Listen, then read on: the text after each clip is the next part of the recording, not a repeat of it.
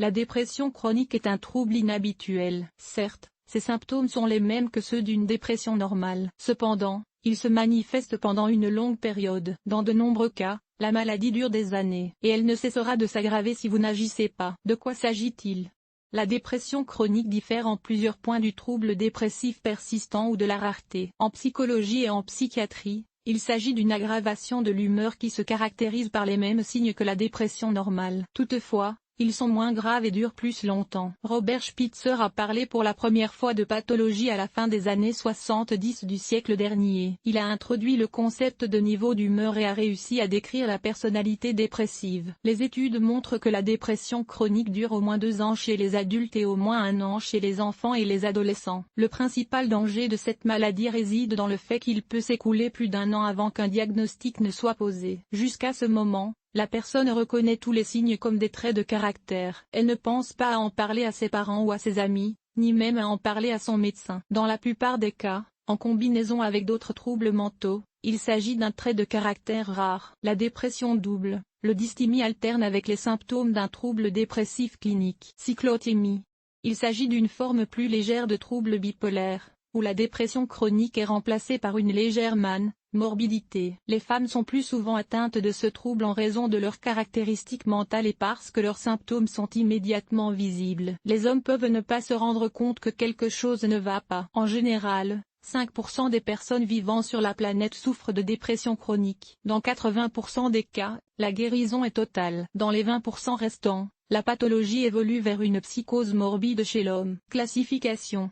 La séparation en espèces se fait sur la base de 2 facteurs, les caractéristiques actuelles et les symptômes. Les types de dépression chronique sont distingués selon qu'il s'agit d'une dépression de flux ou d'une dépression de fond. Propre, progresse facilement. Les attaques se répètent régulièrement et durent longtemps. Les périodes dépressives se caractérisent par leur rareté et leur durée. En termes de symptômes, ce type de dépression est caractéristique et systématique. Dans le premier cas, la personne s'ennuie et n'aime plus la vie. À cela s'ajoute toujours une humeur maussade et une vision pessimiste de l'avenir. Le second cas se caractérise par une détérioration de l'état général apparition d'une tachycardie, problèmes intestinaux, l'insomnie et l'anxiété excessive. Causes et mécanismes de développement. Il est impossible d'affirmer sans équivoque que la dépression chronique en est la cause. Les scientifiques ne sont toujours pas parvenus à un consensus, car les adultes comme les enfants y sont confrontés. Ils ont cependant mis en évidence un certain nombre d'hypothèses. La production de sérotonine, la substance responsable des émotions positives,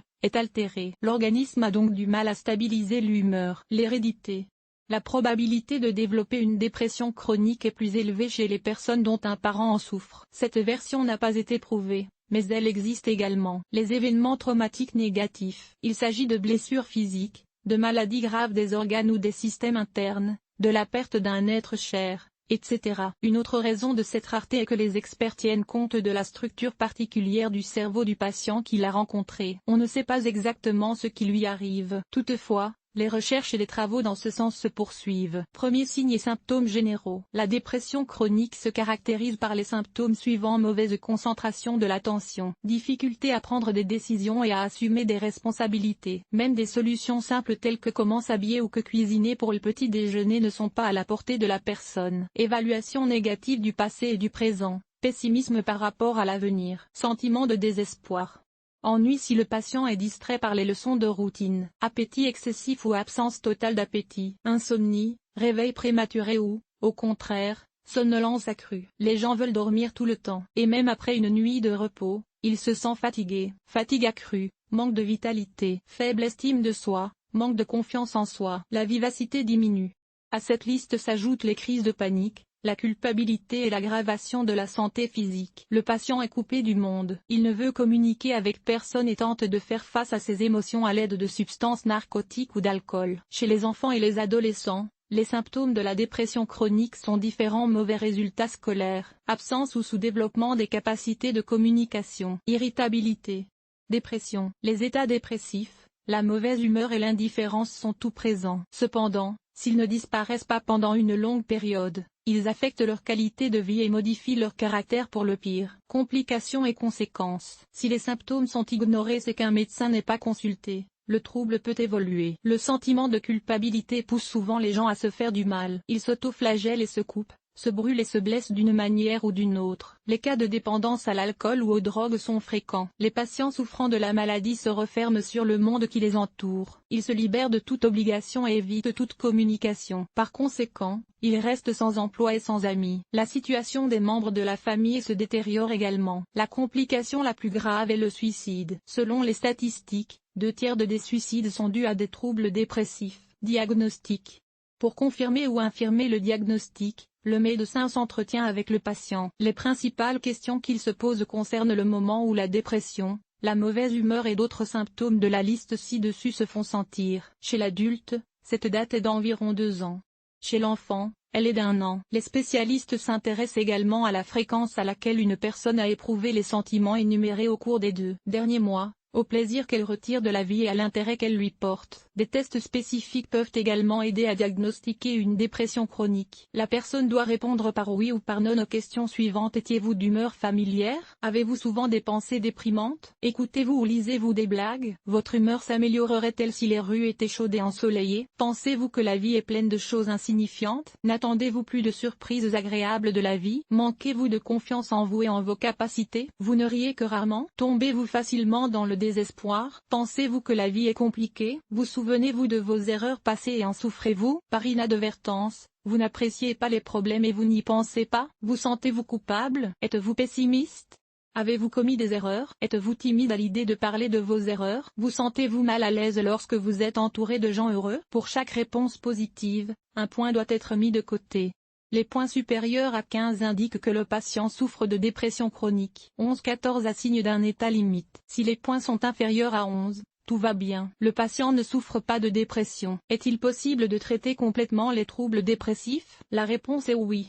L'essentiel est d'être patient et de suivre tous les conseils des professionnels. À qui s'adresser pour obtenir de l'aide? Un psychologue, un psychothérapeute ou un psychiatre peut vous aider à faire face à la maladie rare. Le choix du médecin dépend de la gravité des symptômes et de l'évolution de la maladie. Méthode de lutte. Le traitement de la dépression chronique doit être complexe. Dans la plupart des cas, il se compose de 2 parties. Les médicaments et la psychothérapie. Les médicaments aident à faire face à l'anxiété, à éliminer les changements fréquents d'humeur et à se débarrasser des émotions négatives. Toutefois, leur prise s'accompagne de sérieuses mises en garde. Il ne faut en aucun cas envisager de se soigner soi-même. Chaque médicament a ses propres contre-indications et effets secondaires, qui peuvent aussi bien aider qu'aggraver la situation. Seul votre médecin est habilité à prescrire des médicaments et à déterminer la posologie et la durée du traitement. La psychothérapie s'est également révélée très efficace dans le traitement de la rareté. Son objectif principal est d'aider la personne à renforcer son estime de soi, à prendre confiance en elle et à résoudre les problèmes de communication avec son entourage. Les cours peuvent être dispensés individuellement ou en groupe. Conseil aux psychologues. Les experts ont dressé une liste de recommandations à l'intention des personnes souffrant de dépression chronique. Les suivre vous aidera à faire face à la dépression, à la mauvaise humeur et au manque de sens de la vie, même si ce n'est pas immédiat. Il vaut la peine d'augmenter l'activité physique s'il n'y a pas de contre-indication. Non, il n'est pas nécessaire de courir après un abonnement à une salle de sport. Faites une promenade bien méritée à l'air frais dans un parc proche. Refusez de boire de l'alcool. Ils n'aident pas à corriger la situation, mais ne font que remédier au mal. Assurez un cercle de communication. Il est préférable de passer du temps avec des personnes positives qui vous écouteront, vous aideront à changer pour le mieux et vous aideront si nécessaire. Choisissez une durée de sommeil suffisante. Les experts recommandent d'établir un régime et de s'y tenir strictement. Dormez et réveillez-vous à la même heure. Avant de vous coucher, prenez un bain chaud ou écoutez de la musique agréable. Changez de régime alimentaire. Les aliments qui pénètrent dans l'organisme ont une influence directe sur son fonctionnement. Il vaut donc la peine de renoncer aux déchets alimentaires, comme les fast-foods, et d'ajouter à votre menu des fruits et légumes frais, du poisson et de la viande. Apprenez à gérer le stress. Il est le facteur qui provoque le développement de la dépression chronique. Il vaut donc la peine d'apprendre non seulement à le combattre, mais aussi à le prévenir. Trouvez-vous un passe-temps. Les activités intéressantes peuvent vous aider à vous détendre, à vous calmer et à améliorer votre humeur. Passer du temps avec vous permettra de remettre de l'ordre dans vos pensées. Un autre conseil concerne les buts et les objectifs que l'on se fixe. Il est important qu'ils soient réalisables. C'est la seule façon de développer l'estime de soi et la confiance en soi. Facteur prédictif de la guérison. Dans la plupart des cas, les patients se rétablissent rapidement. Toutefois, la probabilité de rechute est très élevée. Les médecins ne peuvent pas dire à quelle vitesse cela se produit. En général, Le pronostic est favorable si la personne suit scrupuleusement toutes les recommandations du médecin. Question fréquemment posée Q. Que se passe-t-il si je ne consulte pas de médecin? R. Comme dans le cas d'autres maladies, le fait d'ignorer les symptômes au fil du temps entraîne une aggravation de la situation. Le degré de gravité augmente. Si l'on ne cherche pas d'aide à temps, des conséquences très désagréables sont possibles, y compris le suicide. Q. Puis-je me contenter de prendre des antidépresseurs? R. Non, ce n'est pas suffisant pour deux raisons. Premièrement, choisir ses propres médicaments ne fonctionne pas. Est-ce dangereux? R. Non. Et seul un spécialiste expérimenté peut déterminer le dosage. Deuxièmement, le traitement doit toujours être complexe. Q. Dois-je aller à l'hôpital? R. C'est possible. Le traitement hospitalier est indiqué pour les patients qui pensent au suicide et qui ont besoin d'une surveillance constante. Q. Comment puis-je comprendre que je souffre de dépression chronique? R. Vous pouvez consulter un médecin qui pourra, en toute indépendance, faire passer des tests spéciaux et confirmer ou infirmer le diagnostic. Q. Est-on toujours de mauvaise humeur? R. Non, pas toujours. Les sautes d'humeur sont tout à fait normales. Si les symptômes inconfortables ne disparaissent pas pendant une longue période, il faut tirer la sonnette d'alarme. La prévention. Il est pratiquement impossible de prévenir la dépression chronique, car les causes de son apparition ne sont pas clairement connues. La seule chose que vous puissiez faire est de changer votre mode de vie pour un mode plus sain, d'abandonner vos mauvaises habitudes et d'apprendre à apprécier tout ce qui se passe autour de vous. Conclusion. La dépression chronique peut durer des années et détériorer considérablement la qualité de vie d'une personne. Le danger est que les symptômes sont souvent interprétés à tort comme des traits de personnalité ou des effets du stress. Les symptômes évoluent ensuite jusqu'à ce qu'un diagnostic soit posé. Les conséquences peuvent être désastreuses. Il est donc conseillé de rechercher immédiatement une aide professionnelle en cas d'apparition de symptômes alarmants. Cet article a-t-il été utile? Notez-le. 5 Nombre d'évaluation. 1.